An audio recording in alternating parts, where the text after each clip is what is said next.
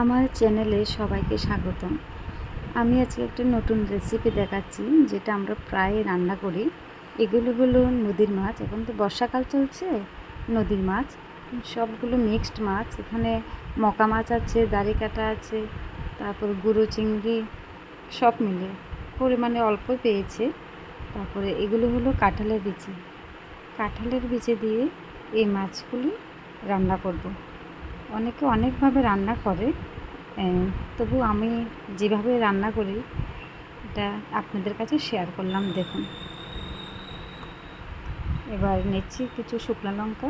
আমরা একটু বাটা মশলাই বেশি খাই। শুকনা যাদের পছন্দ গুঁড়ো লঙ্কাও ইউজ করতে পারেন, আমরা করিনি।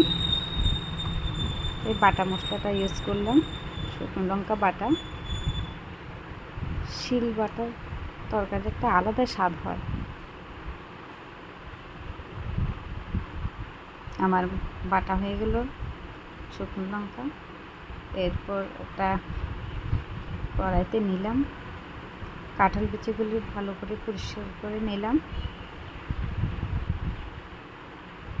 কাঁঠাল বিচিগুলি পরিষ্কার করে নিয়ে দিয়ে এরপর দিলাম এগুলির মধ্যে মাছগুলি দিয়ে দিলাম।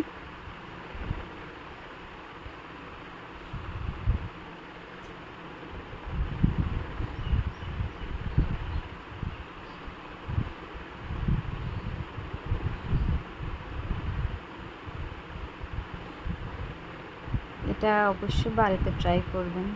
খেয়ে ট্রাই করে আমাকে কমেন্ট করে জানাবেন কেমন লাগলো আপনাদের কাছে।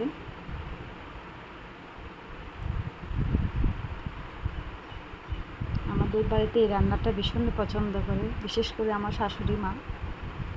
তো দিলাম লবণ, হলুদ, তারপরে কিছু লঙ্কা বাটাটা দিলাম, শুকনো লঙ্কা বাটাটা দিলাম। এরপর কিছু কাঁচা লঙ্কা কুচি করে রেখেছিলাম, কাঁচা লঙ্কা চিরাটা দিলাম।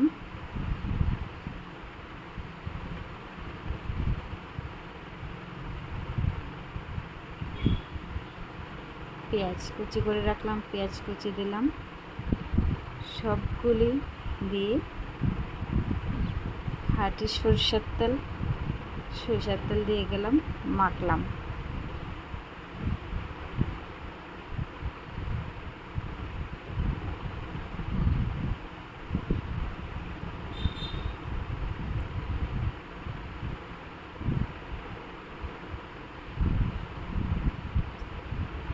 সরিষার তেল দিয়ে মেখে বাস জল দিয়ে দিলাম পরিমাণ মতো, দিয়ে ঢাকা দিয়ে বসিয়ে দিলাম।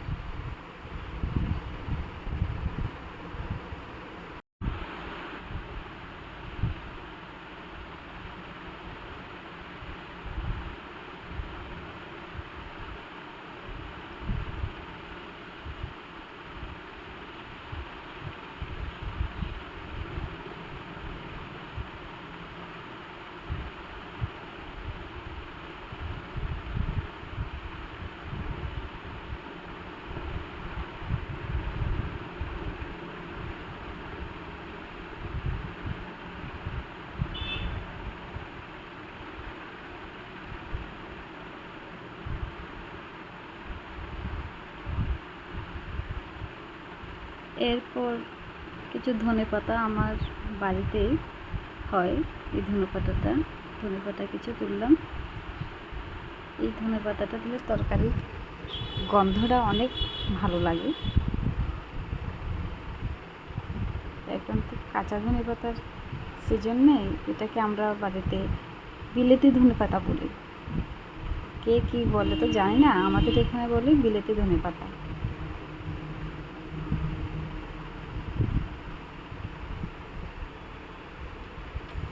এগুলো নিয়ে ভালো করে পরিষ্কার করলাম, পরিষ্কার করলে কেটে কুচি কুচি করে রেখে তরকারির মধ্যে দিয়ে নেড়ে চেড়ে নামিয়ে ফেললাম।